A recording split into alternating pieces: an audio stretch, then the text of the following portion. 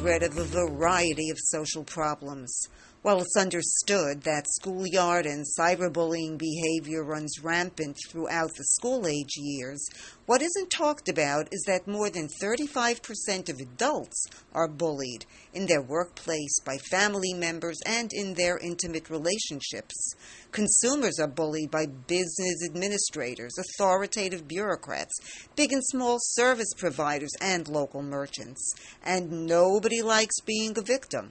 So, recognizing the tremendous toll bullying behavior takes on every level of society, this project explores the bully-victim-watcher dynamic and the personalities of each.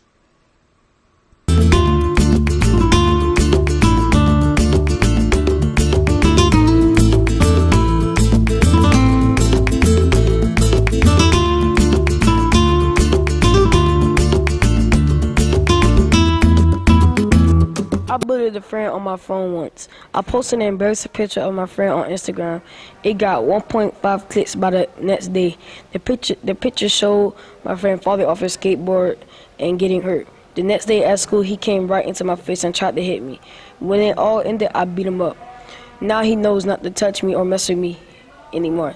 I felt the need to bully because when he was with his friends, they all joined together and would call me names. I wanted him to never mess with me again.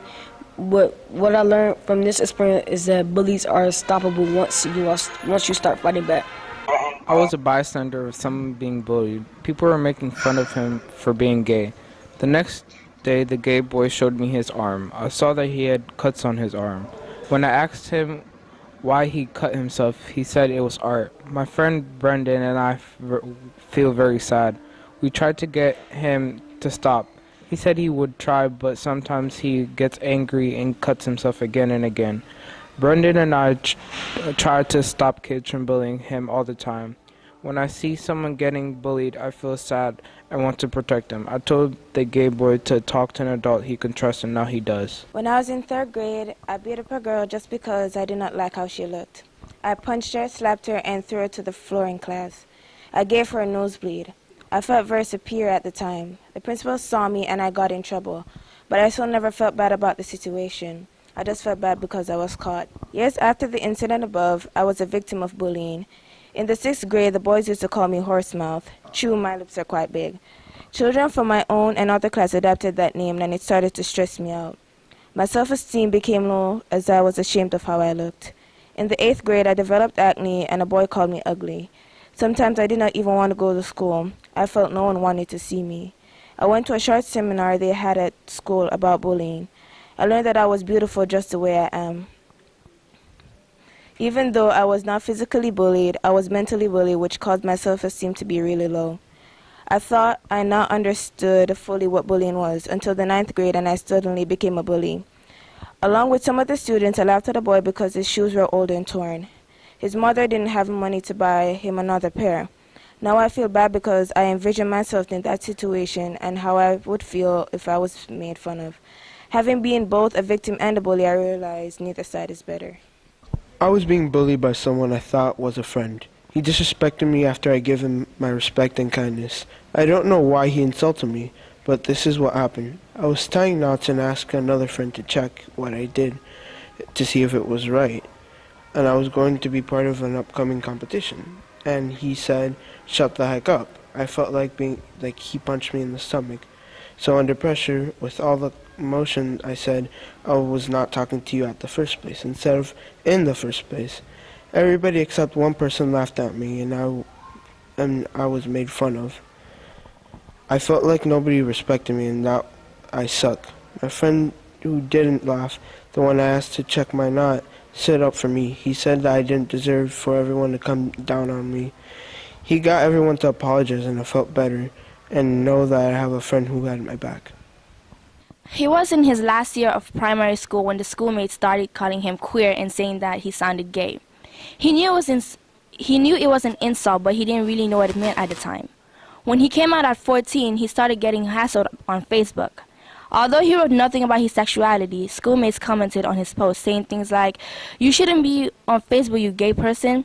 It began to affect his schoolwork. He didn't want to put his hand up or take part in the group work because schoolmates would tease him about his voice being gay. Sometimes he would react badly and lash out, which got him into trouble. PE was the worst. Once another student came to him in his boxer and says, "Do you find this attractive? Do you want this? Do you want to suck?" The PE teacher stood there laughing, so he went to his head teacher and said, "If you don't want me to take this bully to court, then do something about it." As far as he was concerned, it was sexual abuse. But the bully was never punished. The teacher just told him to not do it again. Rather than tackle the problem, the boy was told to change in the disabled toilet. At his lowest point, he contemplated suicide. There was just so much he could take from the people telling him he was disgusting and vile.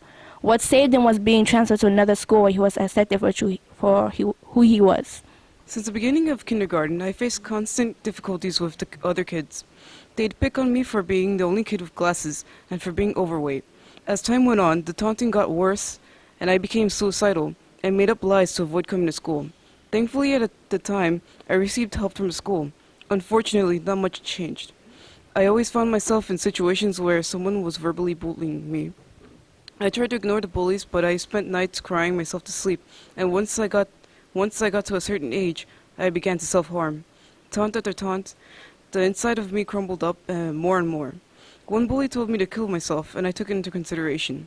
Then one day it struck me, what would it be like if I never get to see the people I'd love again? Or what it would be like for me in the future? That's when I stopped harming myself and started to work to write and sculpt and listen to music. Overall, bullying has made me the quietest and shyest person in the world. What are you more afraid of in terms of addressing and dealing with?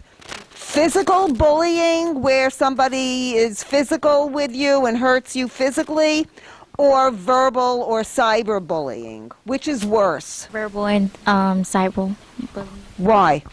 Because when it has like a long-term effect on you when you get a cyberbully and verbal bullying. More like physical abuse, like those scars and the abuses will like eventually get healed and go away, but like you will always remember the words they say and how bad you felt about it, and it will constantly remind you of what they said.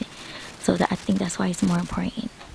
What if this school had a student court made up of students where if somebody was being bullied, they would go before a panel, and the panel would be a mixture of students? You might be able to eliminate a lot of bullying. And this way, it isn't one person standing up to a bully, it's the entire school. So if there was an organization like this, and you would like to belong, it's going to need a leader. Hillary, Alejandro, and myself and I, we are starting an organization, and we're going to do where we have people come out. We're going to make flyers, and we're going to have people come out and explain what happened to them and how they got bullied. It's just going to be a club where all of us, and we're just sitting down in a circle, and we're just talking about it and finding different ways to how we stop bullying, so we have less suicides, and people can be more open to talk about it. Well, I came up with the name. It's called ABC. It stands for Anti-Bullying Committee. It's a great name. You could actually talk to one of us if you want to personally. If it's really deep, if you don't want anyone to know, we can make an anonymous kick chat. If you want, you could just write letters to us and we'll respond back. Did you enjoy the workshop? Oh, I loved it. What did you love about it? I loved it. Well, I have to say, the first part of the experience was we had to write the story and stuff. Was kind of not the fun part, but throughout when we started to get doing the artworks and sketching it and drawing and stuff, it actually got pretty cool. And well, now that you've gone through the whole program, what did you learn about yourself? I learned that whatever comes through life, you should not let it like get into you and just fight back, and like accept what life gives you and just be prepared. Well, there's some very good advice from a young man, which I'm even going to follow, so thank you. When mysterious surcharges were added to our Atlantic broadband cable bill for services we didn't request or want, Stewart called the company to find out why. He was told that Atlantic Broadband was forced to accept these channels as a package deal in order to have the desired channels. So, as a business, Atlantic Broadband passed their costs down to their subscribers. Stewart said he felt victimized and called Atlantic Broadband a bully.